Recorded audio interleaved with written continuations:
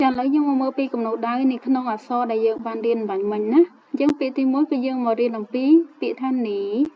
អញ្ចឹងនីគឺយើងគូសពីណាទៅណាណាយើងមើលទាំងអស់គ្នាអញ្ចឹងរបៀបនៃការសរសេរអក្សរគឺយើងត្រូវសរសេរនៅឡោមទៅតាមពីលើចុះក្រោមហើយពីឆ្វេងទៅស្ដាំអញ្ចឹងទើបការសរសេររបស់យើងគឺបានត្រឹមត្រូវនៅពេលដែលយើងសរសេរបានត្រឹមត្រូវតាមគំនូសគឺអក្សររបស់យើងគឺមើលទៅឃើញស្អាតណាចាអក្សរនេះគឺយើងសរសេរបែបហ្នឹងណាមួយទៀតគឺអក្សរវតើយើងមើលទាំងអស់គ្នាវមានច្រើនគំនូសណាអញ្ចឹងពីលើចុះក្រោមចាគូសខាងនឹងសិនហើយបានយើងគូសផ្នែកមួយចំហៀងខាងស្ដាំ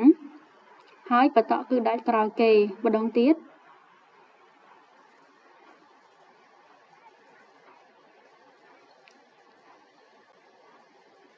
ចាអក្សរវរៀងច្រើនបន្តិចណា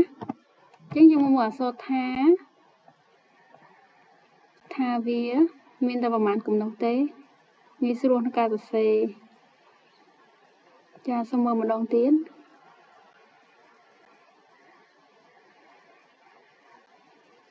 អូខេឥឡូវយើងចូលមកដល់ពាក្យថាកវត្តប្រុស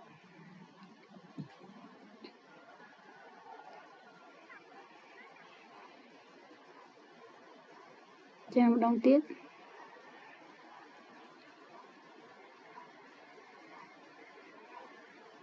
អូខេឥឡូវយើងចូលមកដល់ថាស្រី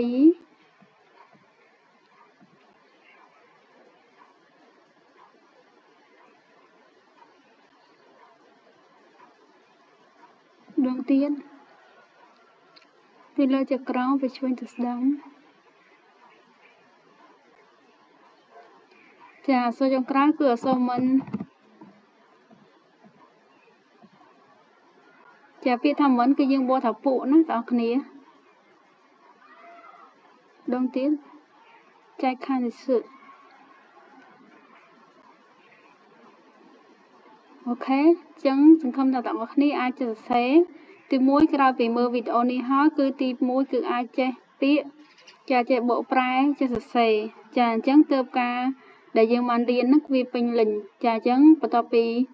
រៀនហើយអាចទាំងអស់គ្នាអាចរៀននៅផ្ទះដោយខ្លួនឯងហ្នឹងទៅសេជាលំហាត់ជាកុងខរៀនសរសេរអក្សរបានណាអញ្ចឹងថ្ងៃនេះគឺមេរៀនរបស់យើងបញ្ចប់ត្រឹមប៉ុណ្ណឹងអរគុណច្រើនតាជាសួស្តីអាចារ្យជៀន